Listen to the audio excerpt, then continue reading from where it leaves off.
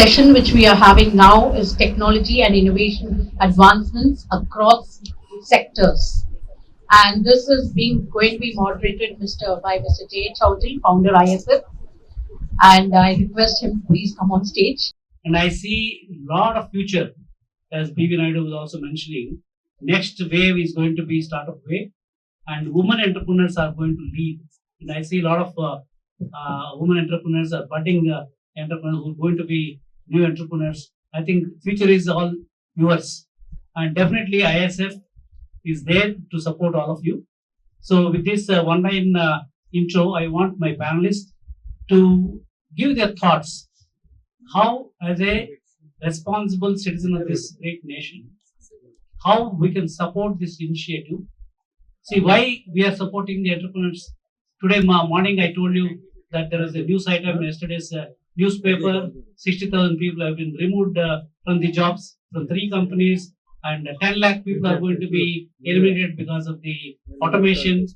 See, as long as job engine is moving fast in India with 1.5 billion population, all this 30-35 years, thanks to IT services industry, whether it's a diploma holder, third class, second class, they all got jobs.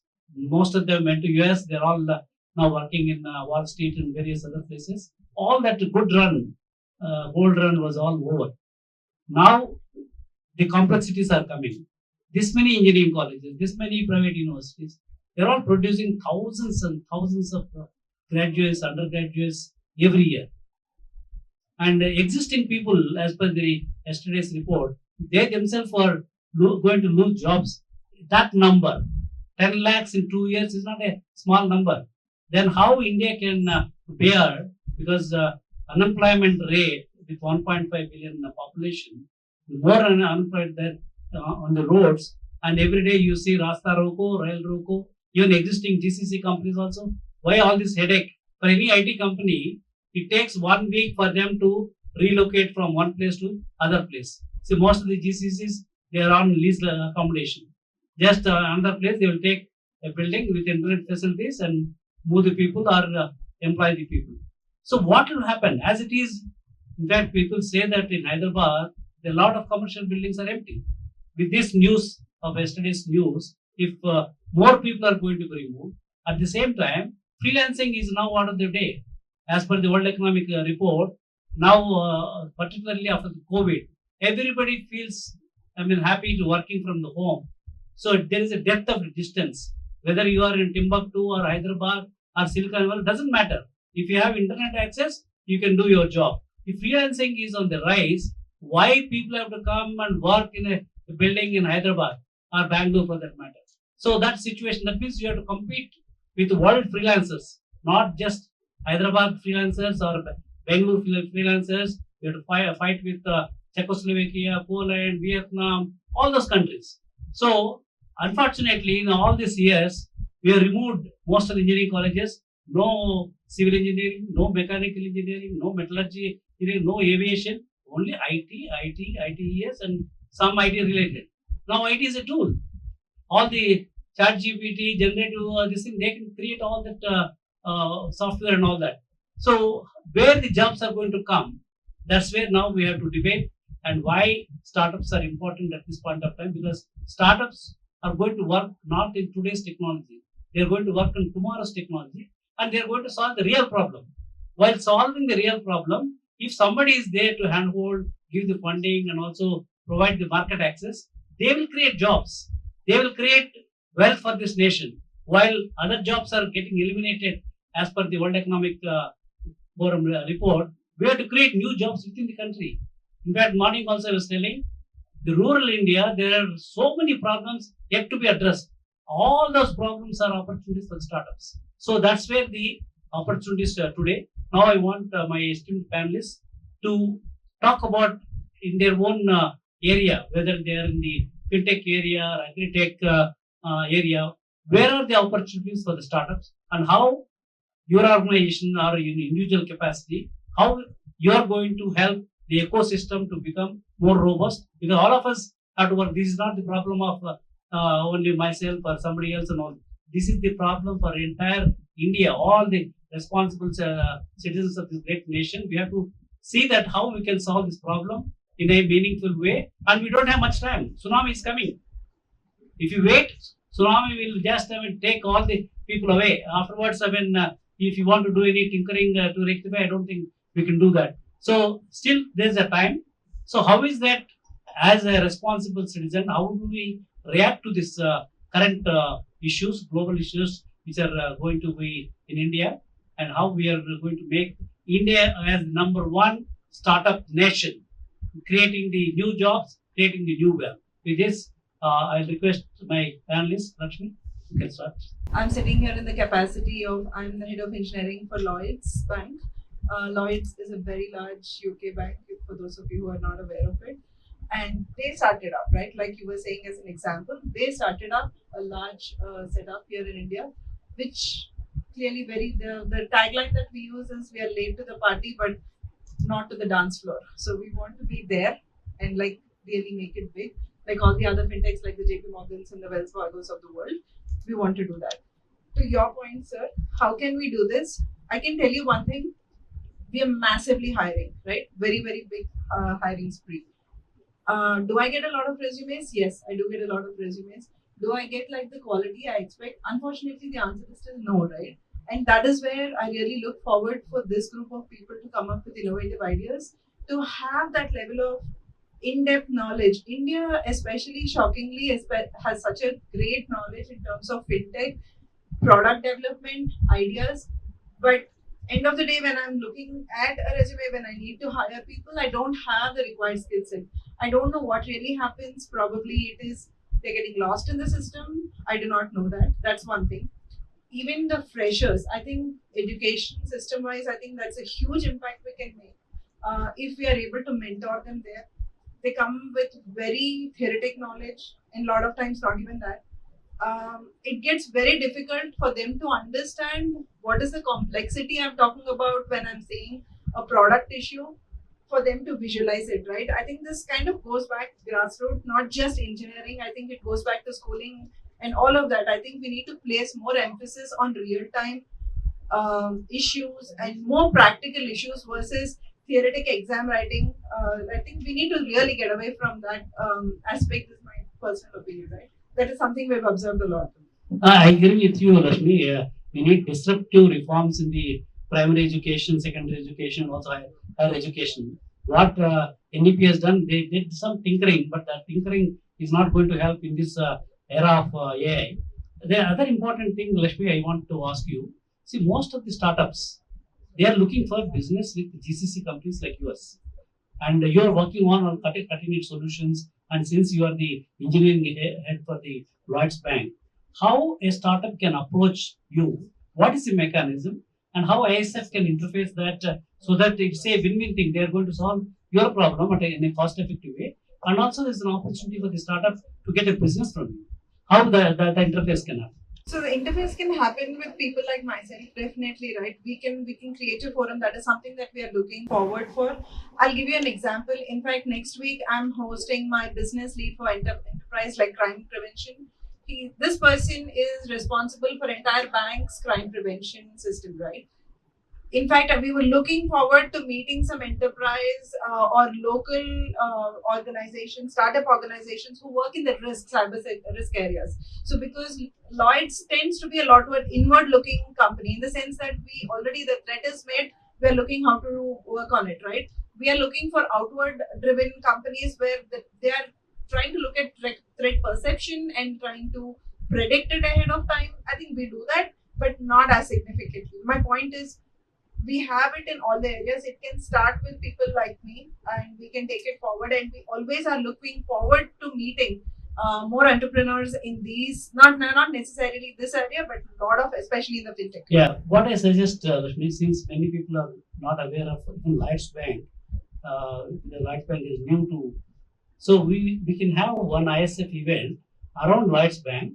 There probably you can give a presentation, what Lloyds Bank, what technologies you're working, what are the opportunity startups. We'll invite all our ISF startups who are into fintech, all of this thing. Maybe that interactive session we can have. I was just asking. I'm new to this arena. For me, biomedical engineering is like now I see a lot of engineers are there, but I don't find real engineers.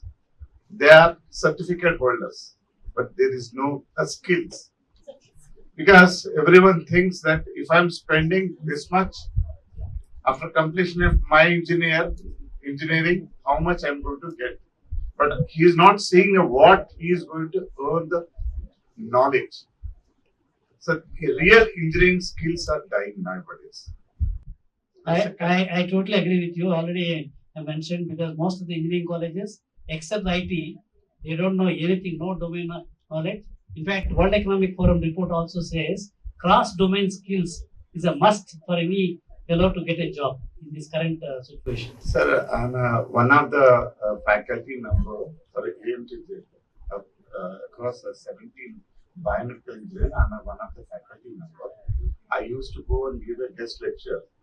So private engineering also, they stop the biomedical engineering. They are stopping all others other than IT. You know? Because Unfortunately. Unfortunately, my domain area is hampered first. Because But I'll tell you, Armandrao, yeah. your domain area, there are a lot of opportunities for startups. the point is that sir, because startup is there, but No, we will work offline. Yeah. There are a lot of opportunities in biomedical engineering for startups. I'm a biomedical graduate myself, PhD in it, but I've chosen a different background, but I'm still using all the techniques that are into the biomedical. Thank you. Vishala, so I've been watching you as an entrepreneur for a very, very long time. Wherever you go, you really succeed in a very big way. Now I was told you are millet queen of India. So tell me, what are the opportunities in the millet, and how you can create more jobs and more startups can be supported by your organization. Please go ahead. Thank you, sir. And that's a very big term. I don't accept it, because the real millet queens are in the rural India.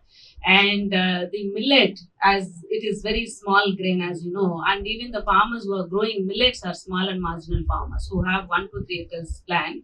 And when they are not farming, they're actually agri labor. So by bringing this millet to the mainstream, you are not only solving the nutrition issue which the current, the country and the world is facing, and also climate change issue, but you will be able to contribute to these women who are in the villages. And I see that they are the only next hope left in the world to solve the climate change issues, to solve the nutrition issues, to solve any issue that we are facing today.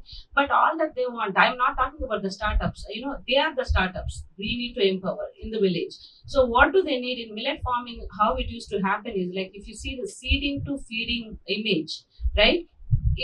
They are called seed captains. They used to keep like 30-40 varieties of the seeds. And then if you see the production level, they are the one who actively play in the farming. And then processing, most of the women are employed in the processing sector. And if you see the marketing, are the small entrepreneurs selling the millet root, like Kumari auntie story that all of you, how famous she has become. So even in the kind of, making the live food, because hyper processing is also not good for country. Like the plastic, we are one way, we are talking about millets or like sustainable foods. And we have no other option of, serving like the live millet, which is more healthy. So you need more and more Kumari aunties in every streets making these rotis and making these porridges. And then even the food control, if you see, like they are the one who actually do the food control. So these are a very small and marginal farmers and agri labor who are playing an active role in millet across the value chain. So the startups, the middle part is solved. Because of thanks to the International Year of Millets, a lot of startups like us who left very good jobs and then who are very enthusiastic, we came. So the middle part is solved. What has to be solved is the production level, because there is a huge problem of at the production level, access to machinery, access to capital, access to knowledge, and then the third level, which is consumer awareness level. So if we can solve these two problems, the women, we are talking about the empowering them, I think it will be solved, and we'll be able to solve lots of issues that we are facing today, providing livelihoods and all. So what we are doing, we are building a value chain, and we have introduced 40 plus millet products and also 200 plus craft products, because we call ourselves as a culture revival. I'm not talking about product. We have to revive the culture. Today we say that millet, it is good for you. Tomorrow we say you eat this so and so XYZ.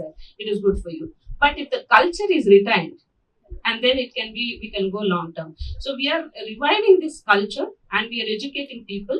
Now I've taken a very big mission of educating 1 million corporate workforce, because you told in the morning the kind of NCDs and the burden of NCDs and the corporate and Indian health sector. So how do we solve it? They're running away from millets. They see millets, they see it's a sick food. No, it's not fancy. So how do you make it very cool and sexy for them, right? So we are coming up with this decode millet. Code and decode for the IT people.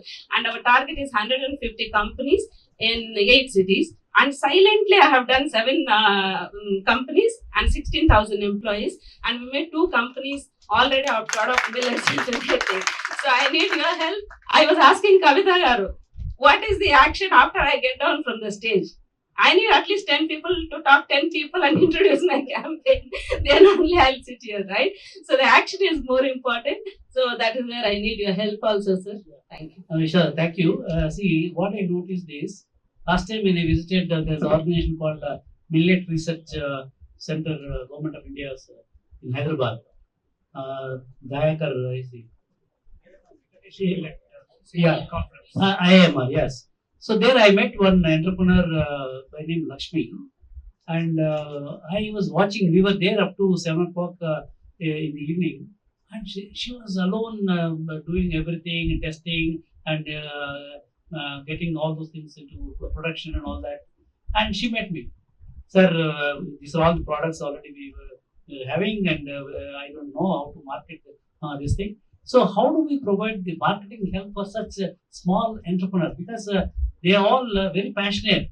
They are doing, and quality also. I've seen Dayakar also is telling very good quality and all that. But marketing, where we are failing them. How do we provide the marketing help to all such entrepreneurs? So the answer is this only, sir. If 150 institutions, like for example S&P Global, I don't want to kind of bring this. They've adopted immediately.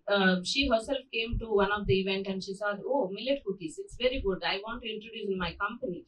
And she has taken for the entire India, they started sourcing. If 150 companies, everybody is having 20,000 employees, 30,000 employees, huge, numbers. And then if they can actually give startups like us a platform, it will be very easy. But do we have that access? I call a startup in millet space, if they are 5 crore rupees, if they have actually done business, they are unicorn.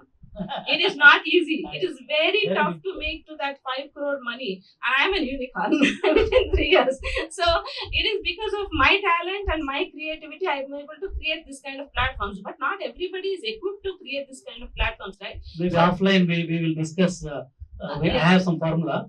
We'll discuss. So this campaign, if it is successful, I make sure 200 startups will survive. And they become unicorn. I have all the IT links. I will work with you, see how we can. Dr. Mahesh, I know you've been working on products, though you are a biotechnology PhD from US, but you are doing something in agriculture. What are the innovations you're providing through your startups? See, I started my entrepreneurship journey with an agri-tech company, and I started with a trading as my business initially. And I had to tell this. JA once came to my home and then he just said, "You guys being me, myself, and my wife, we were both the partners in our company, both PhDs in biomedical engineering and biotechnology." He said, "Being of this stature, you should think something very big." And then I started thinking we had to do an impactful agri-tech technology business. Then, of course, as we all say that prompt engineering is something that we have to do. And we know a lot of IT technologies are there in India, but not most of them. IT is being used in most of the sectors, but agriculture is being least utilized sector. Then we thought, why not we use IT in more agri sector? So what we thought is to inculcate these digital technologies to agriculture. We thought of getting a soil testing to the farmers within 5 minutes. Normally it takes 3 days, 4 days for them to get the soil testing. So that is like the first step what we try to do. have the digital platform. Within 5 minutes, you get 95% accurate soil testing. And then it doesn't stop there. They got used to this platform, and now they are using these platforms as their digital ledgers on day-to-day their farm activities. And this doesn't stop here. And then we started the traceability of the food product or the whatever products we're doing. Traceability is these days very, very important, because at each and every step, what is going on, whether adulteration is going on, more pesticides are used, we need to trace it. For example, if you take a motherboard, any silicon this thing, you have the traceability, 100% traceability of each and every component. But do we have a traceability of the product what we are eating these days? No, and we have to develop that. And we are doing this at scale for the whole India that we are planning. Of course, we started very recently this kind of work, and we want to take this very deep across all farmers, viewers, agri corporates in India. How do you see the prospects for agri-tech sector for the startups? See, these days, agri-tech and health tech are the two most important aspects, because health and food are the basic needs for our life. Which cannot be automated. Yes, that's true. Now I request Dr. Usha Garu, as a general manager at NABARD. They actually fund a lot of agri-tech startups. I visited one of their Ag Hub. A lot of startups were promoted through Ag Hub. It's totally funded by NABARD. Madam, tell me, what are the innovative things that you are looking at? Because India is primarily rural India is all agriculture based, but still we are rudimentary agricultural practices, and still you see committing suicides by farmers. All those things are still continuing. Still, we are not able to really provide a sustainable solution like the theme of this conference. Is there any way that NABARD can really work with the industry and work with the startup companies, create sustainable startups using your help, using the market opportunities? That will actually create more jobs, and also we are solving most of the rural agricultural problems. If you are able to identify the right companies, and if you are funding them, if you are providing the market access to them, that will be sustainable. I don't think government, state governments and central governments failed. They only doled out money, taxpayers' money, for I don't know to what extent they were utilized properly. But we need sustainable solutions in the rural area, particularly in the agri-tech sector. How NABARD is going to happen? So NABARD, I don't know how many of you know about NABARD. NABARD is an apex organization. So our main functions are credit dispensation, development work, and supervision of our client banks. So the startup financing or startup support is part of our development work. So we, particularly for the startup, we so far we have supported 7 rural business incubation centers. NABARD, as the name suggests, we work for the people in agriculture and rural sectors.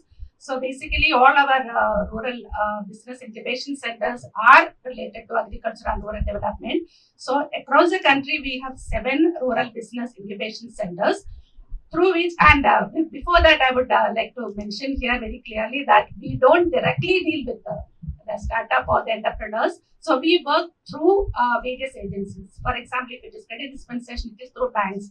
If it is for infrastructure creation, it is through the state government.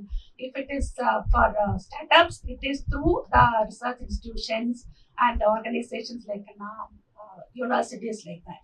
So for startup incubation centers, I said rural incubation center.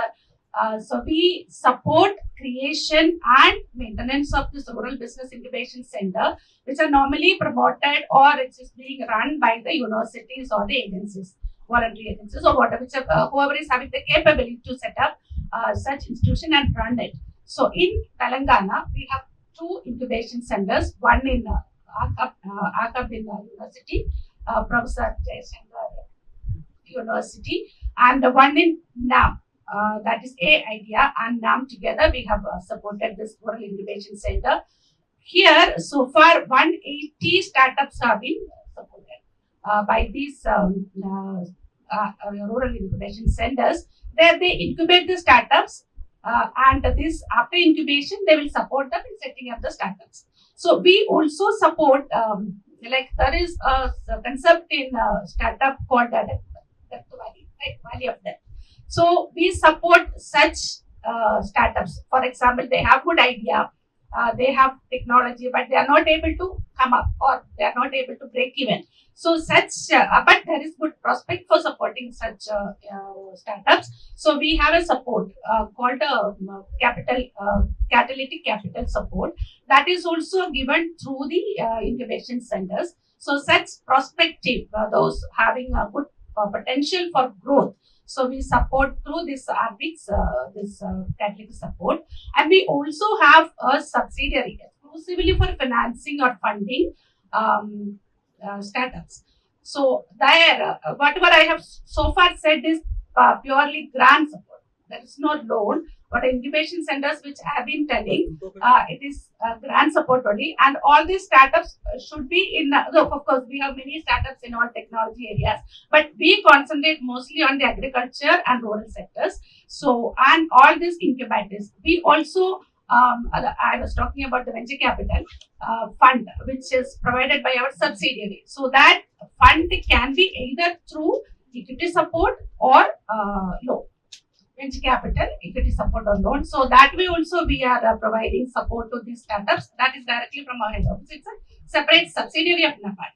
Then we have all this after the incubation of these startups. So once they start their work in the agriculture field, so mostly we link with them with the farmer producer companies. So which she was mentioning about the millet. So in millet also we have done a lot of support. We have given support to the farmer producer companies, and NABARD also support farmer producer companies. Farmer producer companies are a group of farmers. They come together to work as a company. It is as good as any other company. Like for example, maybe it is comparable to Reliance company or whatever. So that company set up only their work. They come together. They work together, aggregate, value add, and process market. So we have supported or in Telangana. So far, we have supported more than 370 farmer producer companies, and we link or network these FPOs who are working in the startup ecosystem with the farmer producer companies, which Sir was also mentioning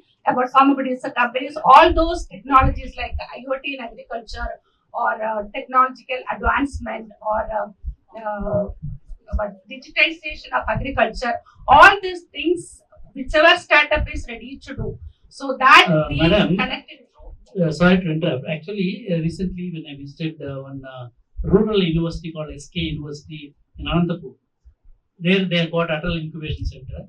Most of the companies startup from incubator are all rural related, agri-tech and rural related. So there's so much of demand in India in the agriculture area, food processing area, and all that. So why not NABARD can go a little aggressively, particularly rural universities like SK University, where they already have Atal Incubation Center, but they don't have your ag hub kind of thing there. Maybe I think I see more rural entrepreneurs coming from such centers than from Hyderabad. I think you may have to think how you can expand your footprint into the rural India and set up more incubators there and see that all the benefits are passed on. Yes. Anybody, any university or research institute who have the capability to set up a rural incubation center can definitely they can approach NABARD. But only thing is they should have the wherewithal to set up the unit and run it effectively. So there should be research, and they have to incubate startups and they have to set up the startups.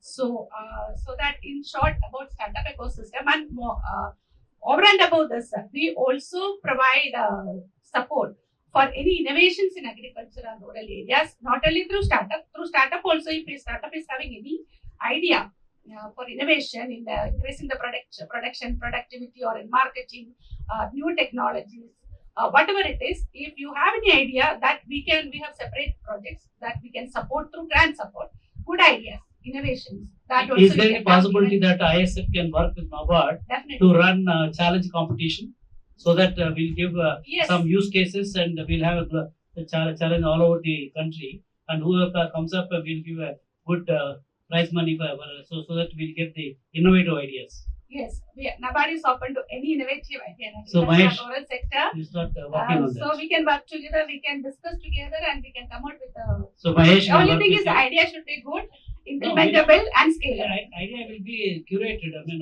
all over the country will run the Yes, yes, yes. Definitely, we are happy. Oh, good, good. Yeah. So since we have success story from NABARD, but we have to scale it up. Thanks, madam. We will offline. We'll have more discussions. So, Dr. Nandur Srinivas, so you are from Napier. So, how you are helping from your organization? Are you helping the startup ecosystem? Hyper is a national institute for pharmaceutical education and research set up by the government of India. And the Hyderabad center started working in 2007 in the erstwhile RMT, IDPL R&D center. So since the beginning, so the NIPER has been working on four major areas of the pharmaceutical importance. One is actually the manufacturing one. So it's something like API research. The second one is the formulation research. The third one is medical devices, and the fourth one is the drug discovery. So these are the four main areas where we have been focusing. And right from the beginning, the concept of NIPERs have been to work with the industries. So that is why 50% of the faculty are drawn from the industry. So all the people who are 50% of the faculty are from having the industry experience, so that they will be able to give the courses in a way which is actually meant for them. And then, having said that, so we have been offering the master's courses and as well as the PhD courses, but always we have been driving to see if there are any startups who need our help. Do you have your own incubator? Yes, yes, yes. How many startups are So there? we started the BIRAC supported incubation center. So the 2000. How many startups startups? Now Are? we have around 47 startups. 47 startups. 47 startups. Very good. And actually, like 15 or 20 of them are already have been graduated this year. Mhm. And then we are currently having close to 20 plus incubators.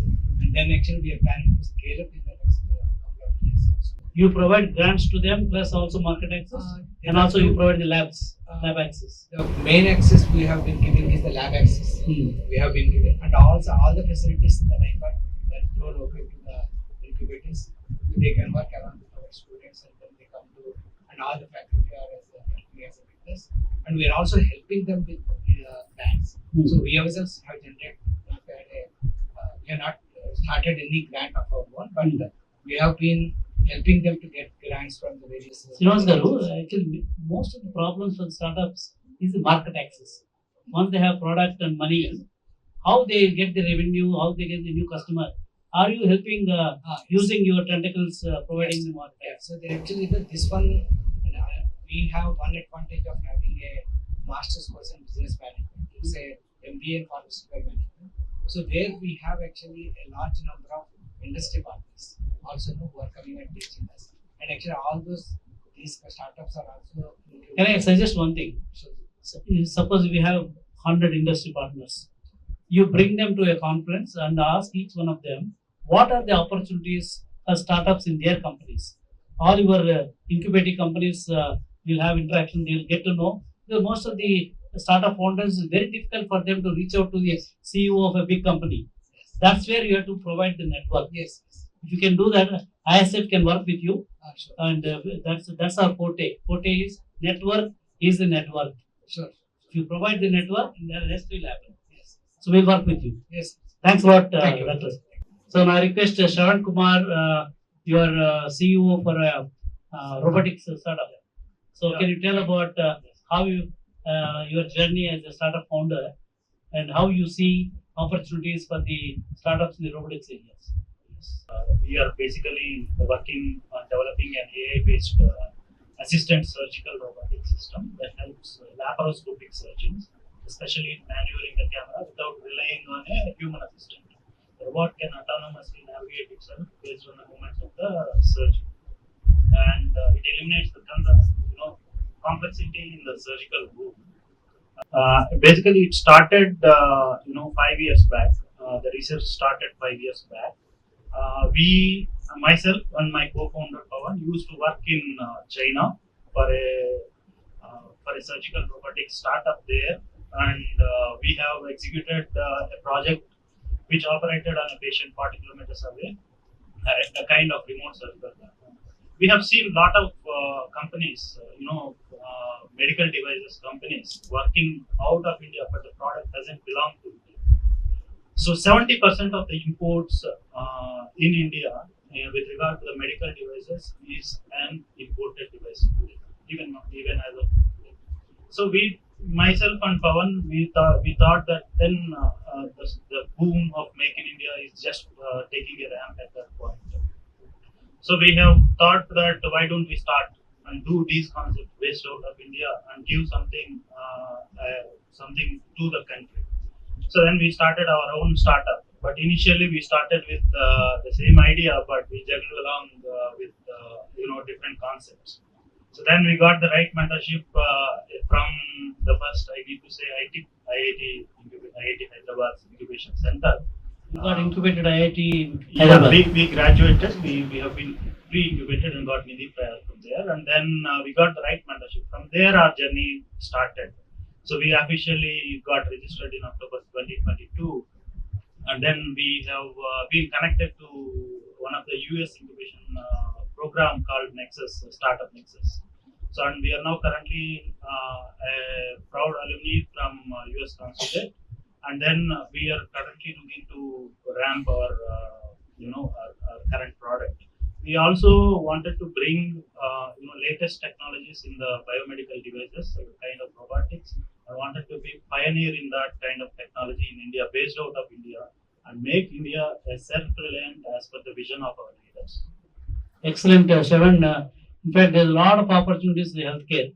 Whatever you mentioned, all the components are imported, and we don't have any made in India product.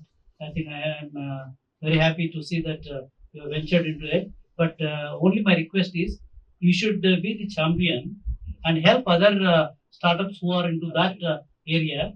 Why don't I propose you to be ISF head for healthcare? I am very I'll be privileged to be that. Now we have a very interesting personality. She's into social initiative. She also comes from media house. Her daughter was a heroine, right?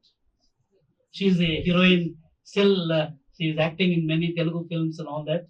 So, how you can think of promoting startup entrepreneurship in the media or whatever the chosen field or social sector? Please go ahead. Yeah. So I'm answering a very legendary personality. First of all, I'm a little nervous, and I seem to be the odd person out because I'm the only one who is a non-technical and non-corporate person here, running an educational institution, a school, and connected with a lot of social initiatives. First thing, but I am very much a part of ABWCI because I'm a woman entrepreneur, along with the Millet Queen. So instead of continuing with my government job, before that I started my profession as a lecturer in English. Then I got into Kendriya Vidyalaya. After working for 4 years, I somehow felt restless and I started my own school. That was 30 years ago. So that way I became an entrepreneur.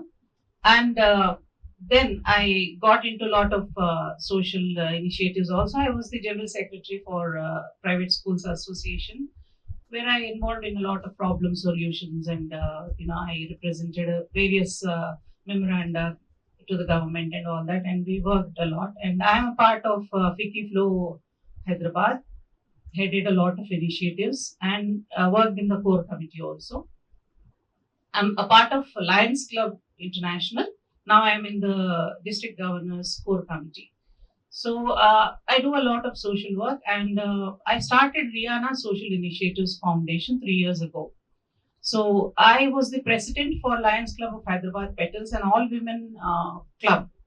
So I agreed to become the president in 2019, and the tenure actually started in 2020. You all know what 2020 was. So that was the most challenging times of COVID, and many of them thought I would withdraw.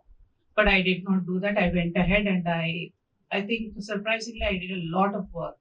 So thank you, sir. And they asked me to continue, and I had another tenure post-COVID, we got some donations of sewing machines from my ladies.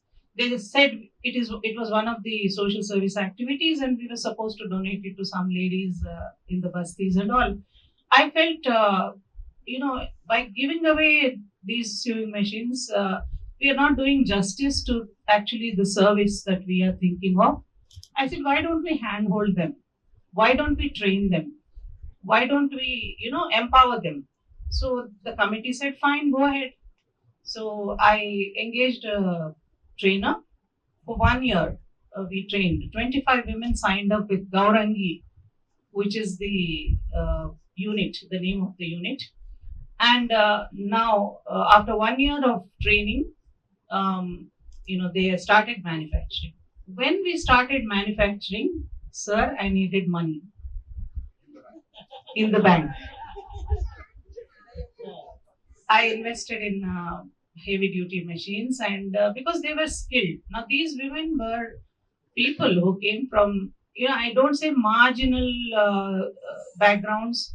They are people, women who are probably married early or who could not receive good education.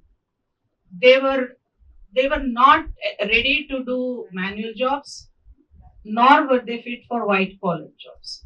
But they wanted to have respectable jobs.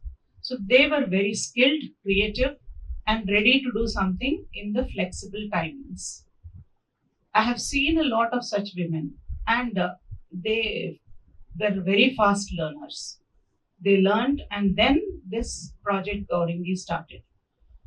Now, I needed something to support it. Rihanna Social Initiatives Foundation is an NGO which I registered in the Section 8 Companies Act, and it has a CSR certification. And, now 3 years are completed, and we can even seek foreign funds also. So, my NGO is supporting this Gaurangi, and we are actually ready for bulk orders. And sustainability is one thing we believe in. First thing is fabric itself is sustainable, and we are promoting only handlooms, cottons, and silks, which are natural fabrics. That way, we would like to help the weavers. So most of our products are made from handloom cloth. So we are making everything, right from bags to dinner mats, table runners, tea mats, all such creative things through fabric, besides the usual kids' clothing and everything. 5 women are employed by me. 5 women are signed up who do freelancing. There are 2 masters also. We needed them for perfection in fineness in stitching. And still more women are waiting to be employed. So for that, there is need for funds. Now I call that as a startup. So this startup requires a lot of Social impact startup. Yes. So what we can do, we have got upcoming big event in September. We will give you a free stall in our exhibition, Yes. so that all your company can exhibit the products, whatever the products. So Here, all the decision makers will be coming. Most of the GCC company heads, they have a lot of money, CSR money, since you are eligible to get receive the CSR money. So those people will be attending. Apart from that, along with Vishal, you and Dr. Dina, I'm Sangeeta Verma. Sangeeta, you work together, and we will approach one by one some of the GCC heads, how they can support through their companies these products, your food products, as well as whatever this thing. So one by one we'll try to this thing. Once it takes a shape, then I think everybody will start promoting. We'll start doing. In all our ISF, Mahesh, I'm telling you, we will distribute only the mementos coming from that NGO. The bags, we should use these bags, and that's why we are promoting their products. So you get in touch with him. Thank you so much. Not only here, wherever we go, we are going international. Now we are going to US, Jamaica, and all that. We'll distribute the mementos using only the bags coming from. Thank you so much. And I have We are answer confirming for your order, Dr. Sangeeta. your concerns, Sri Lakshmi. As a school educator, I would like to say that because of the bad trends in education, that is a lot of focus on science, engineering, you're losing that generation which received education like us.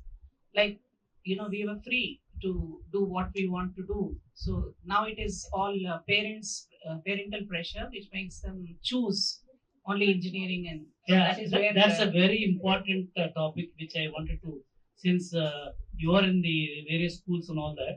yes. Today, the biggest problem is, I mean, I don't want to mention some of the names. When I visited one of the IITs, and I asked them how our Telugu people are faring in IIT. No, they're all sitting in the back benches. I asked them why. They are not able to understand the current pedagogy. Who are sitting in the front benches? Bihar students from Bihar, West Bengal, Orissa, but Telugu people are all sitting because they've gone through that monkified way of Yes, this trend thing. started from 2000 onwards, So, but I didn't succumb so to that. this is a very very important. In fact, there is a proverb in Telugu: "Mokkai vongandi, manai vongadu." The school level, but me and Dina we are working on this thing today is all about entrepreneurship. Suppose you give a gamified company to 3-4 students in the school. It's a company. One is a CEO, one is a CTO, one is a this thing. They will understand what is marketing. They will understand what is financial basics and all that this thing. So that their energies are not diverted to the wrong websites and all that this thing. Today, every student has got all the gadgets and they are very sharp. Yes. If we don't give the right kind of path, they will go to the other path. That is going to be a disaster for the country. So I'll request Dina, please work with her how we can synthetic companies, how students can take those roles, and thereby we're promoting entrepreneurship early on. Yeah. They will learn everything. YouTube, everything is there. Teachers are not required. You said you are working with the women in handloom area. So if you can bring in more women in this handloom, and if you can bring them into a a producer company, the producer company, Section 8 company. So if we can bring them into the form of a company, NABARD will be able to support you for that. Thank you. I'll work on that. Definitely. Besides this, we also support senior citizens with medicines, and we also support education of girls, especially Ritu supports education of a few girls. So my NGO is doing a lot of other things. Okay. So I would like to thank all my fellow panelists for wonderful insights. To stay informed about the startup ecosystem, subscribe to my Startup TV.